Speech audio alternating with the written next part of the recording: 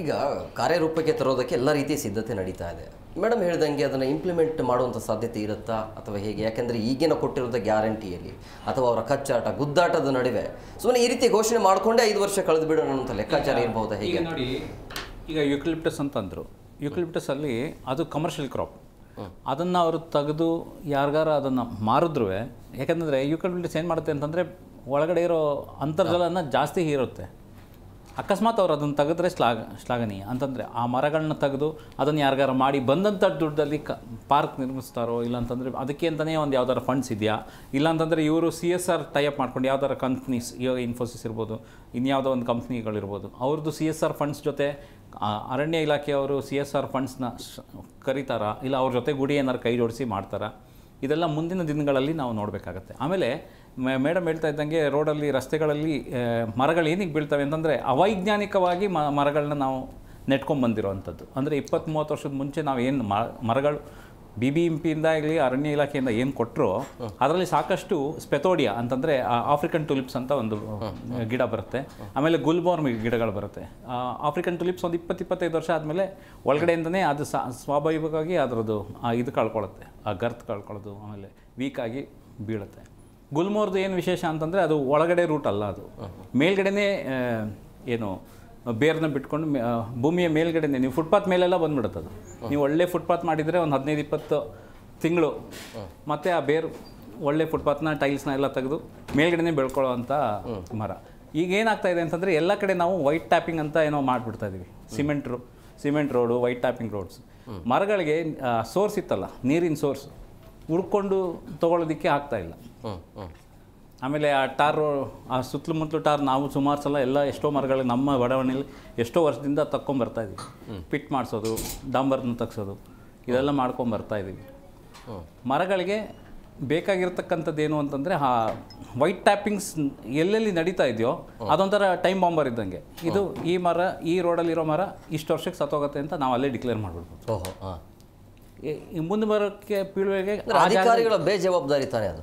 ಎಲ್ಲರೂ ಅವರು ಒಂದು ಡಿಪಾರ್ಟ್ಮೆಂಟ್ ಅಂದರೆ ಅರಣ್ಯ ಇಲಾಖೆ, ಇಲ್ಲಾಂತಂದರೆ horticulture department has to take the important role. ಅಂತಂದರೆ ಮರಗಳನ್ನ ಗುರುತಿಸೋದು, ಇಲ್ಲ ಈ ಮರಗಳು ಇಷ್ಟು ವರ್ಷ ಬದುಕತ್ತೆ, ಇಂಥ ಮರಗಳು ಹಾಕಬೇಕು ಅನ್ನೋದು ಅರಣ್ಯ ಇಲಾಖೆಯವ್ರಿಗೆ ಮನವರಿಕೆ ಮಾಡಿಕೊಡ್ಬೇಕು. ಇಲ್ಲ ಅಂತಂದರೆ ಯಾವ್ದಾರ ಎನ್ವೈರ್ಮೆಂಟಲ್ ಪ್ರೊಟೆಕ್ಷನ್ ಗ್ರೂಪ್, ಯಾವ್ದಾರ ECSO ಯಾವ್ದಾರು ಇರುತ್ತೆ, ಇವ್ರ ಜೊತೆ ಸೇರಿಸ್ಕೊಂಡು ಹೇಳ್ತೀನಿ. ನೀವು ಹೇಳಿದರೆ ಅಧಿಕಾರಿಗಳ ಜವಾಬ್ದಾರಿ ಅಂತ.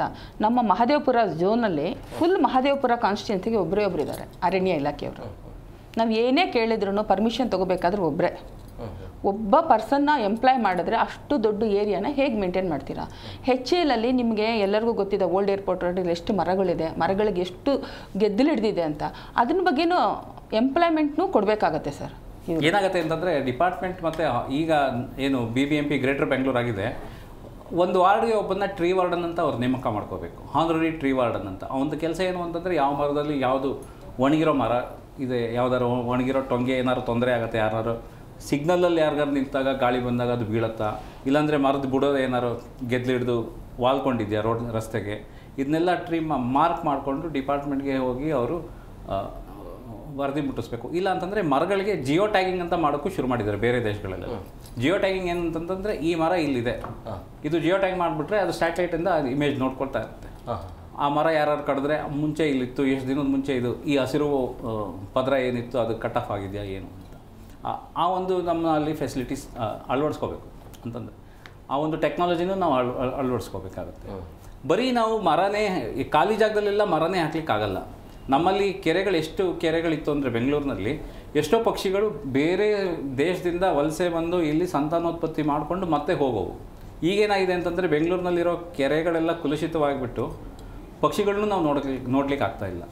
ಈಗ ಎಲ್ಲಿ ಇವಾಗ ಯಲಹಂಕ ಹತ್ರ ಯಾವುದೋ ಒಂದು 150 ಎಕರೆ ಜಾಗ ನೋಡಿದ್ದಾರೆ, ಅದರಲ್ಲಿ ಒಂದು 20-25 ಎಕರೆ ಜಾಗದಲ್ಲಿ ಒಂದೊಳ್ಳೆ ಚೆನ್ನಾಗಿರೋ ಒಂದು ಕೆರೆ ಮಾಡಿಕೊಂಡ್ರೆ ಮುಂದಿನ ಪೀಳಿಗೆಗೆ ಆ ನೀರು ಚೆನ್ನಾಗಿ ಇಂಪ್ರೂವ್ಮೆಂಟ್. ಯಾಕಂದರೆ ಈಗಾಗಲೇ ಹೊಸ ಕೆರೆ ನಾವು ಮಾಡಿದ್ರೆ ಅದಕ್ಕೆ ಖಂಡಿತವಾಗ್ಲೂ ಸೀವೇಜ್ ವಾಟರ್ ಯಾವುದು ಲೈನೇಜ್ ಇರೋದಿಲ್ಲ. ಈಗ ಕಾಡುಗೋಡಿನಲ್ಲಿ ಮೊನ್ನೆ ಸ್ವಲ್ಪ ಎಕರೆ ಎಷ್ಟೋ ಒಂದು 30-40 ಎಕರೆ ವಶಪಡಿಸ್ಕೊಂಡ್ರು. ಅಂತಂದರೆ ಡಿಪಾರ್ಟ್ಮೆಂಟ್ ಅದನ್ನು ತಮ್ಮ ಅಧೀನಕ್ಕೆ ತೊಗೊಂಡ್ರು. ಇಂಥ ಜಾಗದಲ್ಲೆಲ್ಲ ಇಲ್ಲೊಂದು ಕೆರೆಗಳು ಆದರೆ ಒಂದು 20-25 ಜಾಗಕ್ಕೆ ಅದು ರಮಣೀಯ ಕ್ಷೇತ್ರನೂ ಆಗುತ್ತೆ, ಶೈಕ್ಷಣಿಕವಾದಂಥ ಒಂದು ಕ್ಷೇತ್ರನೂ ಆಗುತ್ತೆ, ಪ್ರವಾಸೋದ್ಯಮಕ್ಕೂ ಅದು ದಾರಿ ಆಗುತ್ತೆ, ಒಂದಷ್ಟು ಜನಕ್ಕೂ ಕೆಲಸನೂ ಸಿಗುತ್ತೆ. ಅಲ್ಲಿ ನೀರಾವರಿನೂ ಆಗ್ಬೋದು, ಒಂದು ಸಣ್ಣ ಸಣ್ಣ ಮೀನುಗಳೆಲ್ಲ ಬಿಟ್ಟರೆ ಬೇರೆ ದೇಶದಿಂದ ಬರೋ ಪಕ್ಷಿಗಳಿಗೂ ಒಂದು ಐಲ್ಯಾಂಡ್ಸ್ ಆಗುತ್ತೆ, ಜನನೂ ಓಡಾಡ್ತಾರೆ, ಅದು ಸರ್ಕಾರಕ್ಕೆ ರೆವಿನ್ಯೂನೂ ಬರುತ್ತೆ. ಒಳ್ಳೆ ಒಂದು ಪಕ್ಷಿ ತಾಣ ಆಗುತ್ತೆ. ಒಂದು ಬೆಂಗಳೂರು ಅಂತ ಒಂದು ಐತಿಹಾಸಿಕ ಕೆರೆ, ಯಾಕಂದರೆ ನಮ್ಮಲ್ಲಿ ಸಾರಕ್ಕಿ ಅಂತ ಒಂದು ಕೆರೆ ಇತ್ತು, ಹಿಂದೆ ಅದನ್ನು ಸಾವಿರ ಹಕ್ಕಿ ಅಂತ ಕರಿತಾಯಿದ್ರು.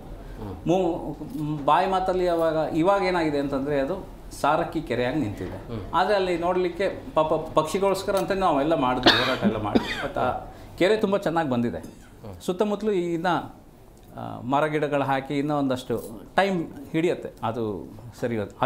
ಅದೇ ರೀತಿಯಾಗಿ ನಮ್ಮಲ್ಲಿ ಎಲ್ಲೆಲ್ಲಿ ಜಾಗ ಸಿಗುತ್ತೋ ಅಂಥ ಜಾಗದಲ್ಲಿ ಅಕ್ಕಪಕ್ಕ ಸಣ್ಣ ಸಣ್ಣ ಕೆರೆ, ಅಟ್ಲೀಸ್ಟ್ ಒಂದು 20-25 ಎಕರೆ ಅಷ್ಟು ಜಾಗದಲ್ಲಿ ಒಂದು ದೊಡ್ಡ ಕೆರೆ ಬಂದರೆ ನೀರು ಚೆನ್ನಾಗಿರುತ್ತೆ. ವಾತಾವರಣದಲ್ಲಿ ಸಮ್ಮರಲ್ಲಿ ಅಂತಂದರೆ ಬೇಸಿಗೆಗಾಲದಲ್ಲೂ ತೇವಾಂಶ ಇರುತ್ತೆ. ಪ್ಲಾನ್ ಇರಬೇಕು ಅಂತ ಹೇಳ್ತಾರೆ. ಒಂದು CDP ಅಂದರೆ ಮುಂದಾಲೋಚನೆ ಪ್ಲಾನ್ ಮಾಡ್ಕೊಂಡು ಮಾಡಬೇಕು. ಎಸ್